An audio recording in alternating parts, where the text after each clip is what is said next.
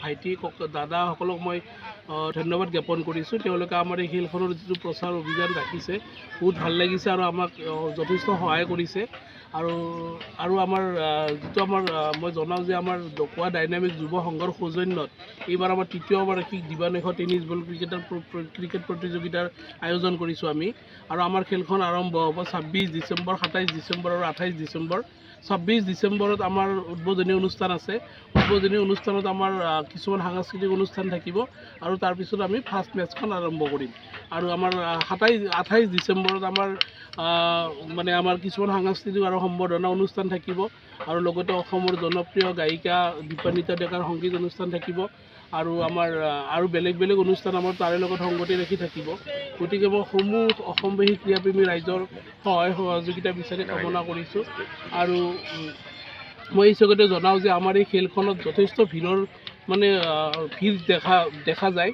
গতিকে আমি ক্ৰীড়াপ্ৰেমী ৰাইজৰ সুবিধাৰ্থে আমি বাইকৰ কাৰণে বেলেগ পাৰ্কিঙৰ ব্যৱস্থা কৰিছোঁ আৰু 4 চকীয়া বাহন ডাঙৰ গাড়ীৰ কাৰণে আমি বেলেগ ছাইডত আমি পাৰ্কিঙৰ ব্যৱস্থা কৰিছোঁ। বা আমাৰ দোকান যিবিলাক কিবা খাবৰ কাৰণে যোনে আহে বা তেওঁলোকৰ দোকানৰ কাৰণে আমি এটা বেলেগ ছাইডত ব্যৱস্থা কৰিছোঁ। আৰু লগতে আমাৰ আপোনাৰ কোনো ধৰণৰ যাতে অসুবিধা নহয় ক্ৰীড়াপ্ৰেমী ৰাইজৰ সেইটো লক্ষ্য ৰাখি কিনে আমি যথেষ্ট মানুহৰ যাতে কোনো অসুবিধা নহয় আৰামছে খেলখন উপভোগ কৰিব পাৰে তাৰে আমি যথেষ্ট ব্যৱস্থা কৰিছোঁ। আমাৰ ফালৰ পৰা এইখিনি কৰা হৈছে। আৰু এই চেগতে আৰু মোটামুটি আপোনালোকে দেখিছে আমাৰ গোটেই ফিল্ডখনৰ প্ৰস্তুতি মোটামুটি সম্পূৰ্ণ হৈছে।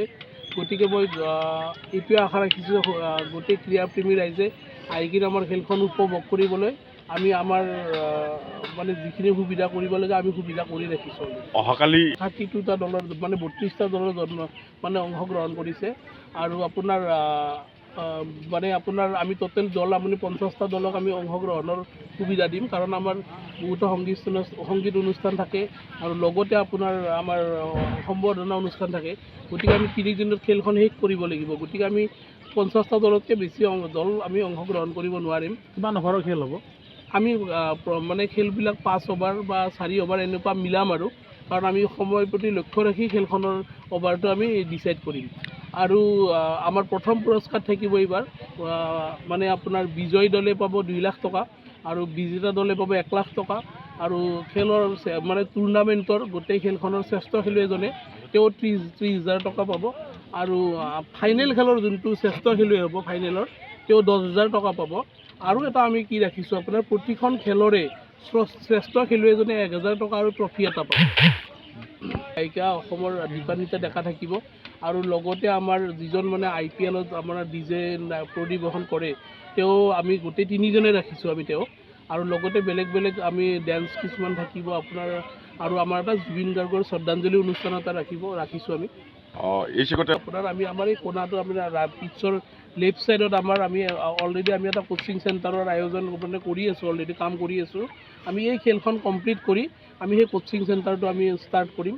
আৰু তাতে আমাৰ এই অঞ্চলৰ যিবিলাক ল'ৰা ছোৱালী যিবিলাক যুৱক যুৱতী উঠি অহা নৱপ্ৰজন্ম আমি তেওঁলোকক যাতে এটা ভাল লেডাৰ বলৰ কোচিং প্ৰশিক্ষণ এটা দিব পাৰোঁ সেইটো আমাৰ ফালৰ পৰাই আমি চেষ্টা কৰি যাম।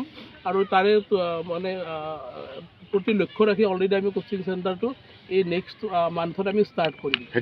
আৰু ইভেন আমাৰ ইয়াতে যিখিনি ল'ৰা ছোৱালী শিকিব আহিব তেওঁলোকক কিটটো আমাৰ ফালৰ পৰা প্ৰভাইড কৰা হ'ব। দলসমূহ ক'ৰ পৰা যোগাযোগ কৰিছে, ডিব্ৰুগড়ৰ পৰা যোগাযোগ কৰিছে, লখিমপুৰৰ পৰা কৰিছে, বিশ্বনাথ চাৰিআলিৰ পৰা যিবিলাক দল এতিয়ালৈ যোগাযোগ কৰিছে আমাক বা জইন ফিজ তেওঁলোকে আমাক অনলাইন ট্ৰেন্সফাৰ কৰি ৰাখিছে।